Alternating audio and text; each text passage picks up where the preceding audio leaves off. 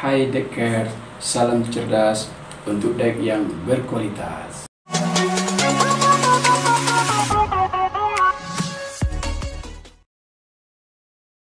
Assalamualaikum warahmatullahi wabarakatuh. Selamat pagi, salam sejahtera buat kita semua. Apa kabar anak-anak semuanya? Tentunya baik bukan? Oke, kita akan melanjutkan video kita yang terputus minggu kemarin. Hari ini kita akan mempelajari tentang tahapan-tahapan pengadaan personil administrasi kantor. Nah, sebelum kita melanjutkan pembahasan tentang personil administrasi kantor, kita akan sampaikan beberapa hal sebagai berikut. Personil administrasi kantor itu termasuk KD 3.3, yaitu menganalisis persyaratan personil administrasi. Sedangkan KD 4.3 menyusun persyaratan personil administrasi. Nah, tujuan pembelajaran kita hari ini adalah peserta didik dapat menganalisis tahapan-tahapan pengadaan personil administrasi kantor. Sedangkan topik pembahasan pada video kali ini yang pertama analisis jabatan, yang kedua rekrutmen, yang ketiga seleksi. Kita mulai pembahasan yang pertama, analisis jabatan. Analisis jabatan adalah penyelidikan terhadap suatu peristiwa atau karangan atau perbuatan untuk mengetahui keadaan yang sebenarnya atau sebab musabab suatu perkara. Manfaat analisis jabatan. Manfaat analisis jabatan adalah untuk memberikan informasi mengenai hal-hal yang berhubungan dengan uraian pekerjaan atau job description, spesifikasi pekerjaan atau job specification, dan evaluasi pekerjaan atau job evaluation. Para siswa, apa gunanya analisis jabatan? Analisis jabatan berguna untuk yang pertama, perekrutan dan seleksi karyawan. Yang kedua, kompensasi gaji karyawan. Yang ketiga, evaluasi jabatan. Yang keempat, penilaian prestasi kerja karyawan.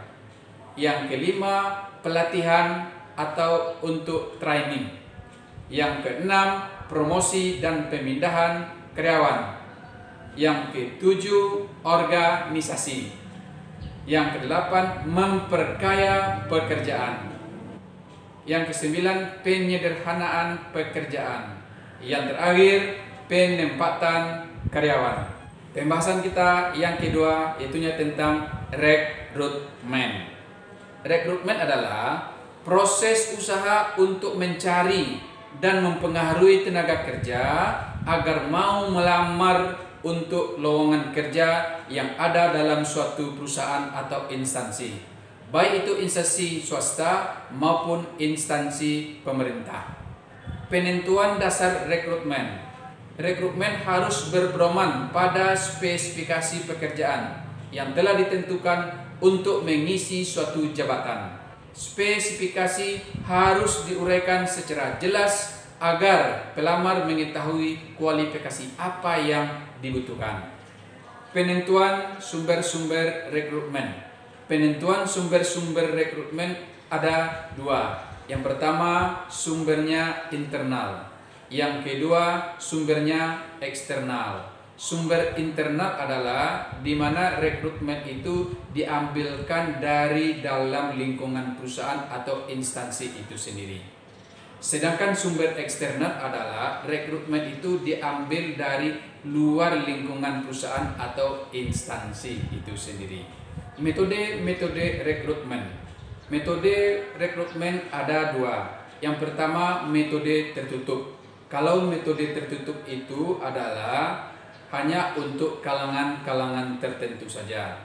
Yang kedua, metode terbuka. Metode terbuka ini adalah diumumkan secara terbuka kepada publik. Para siswa, sekarang kita lihat kendala-kendala rekrutmen. Berarti rekrutmen itu juga memiliki kendala. Apa saja kendala rekrutmen? Yang pertama, persyaratan jabatan yang dipersyaratkan oleh perusahaan itu sendiri. Yang kedua, metode pelaksanaan rekrutmen. Yang ketiga, kondisi pasar tenaga kerja. Yang keempat, kondisi lingkungan eksternal. Yang kelima, solidasi perusahaan. Yang keenam, kebijakan perusahaan. Pembahasan kita yang ketiga, yaitunya seleksi. Seleksi adalah salah satu metode atau media yang digunakan oleh bagian personalia atau SDM untuk mendapatkan karyawan yang terbaik untuk menduduki suatu jabatan.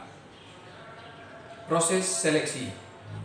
Sebelum seleksi kita laksanakan, ada beberapa proses yang harus kita lakukan. Nah, yang pertama kita lakukan penyeleksian atau penyaringan lamaran. Dari sekian banyak lamaran yang masuk, kita harus menyeleksinya dan menyaringnya terlebih dahulu. Nah, setelah penyaringan daripada lamaran, kita akan melakukan tes. Baik itu tes tertulis ataupun tes yang tidak tertulis. Yang kedua, kita lakukan tes. Yang ketiga, kita lakukan wawancara awal. Yang keempat, kita lakukan evaluasi latar belakang dan referensi. Yang kelima, wawancara mendalam. Yang keenam, pengambilan keputusan. Nah, dari penjelasan tadi dapat kita simpulkan, untuk mendapatkan personil yang lebih baik itu ada beberapa langkah yang perlu kita lakukan. Yang pertama, kita lakukan analisis jabatan. Yang kedua, kita lakukan rekrutmen. Yang keempat, kita lakukan seleksi. Nah, barangkali itulah yang dapat saya sampaikan pada video pembelajaran tahapan-tahapan pengadaan personil administrasi kantor. Mudah-mudahan ada manfaatnya. Cuci tangan sampai bersih. Mohon maaf. Terima kasih. Thank you for your attention. See you at the next video. Bye.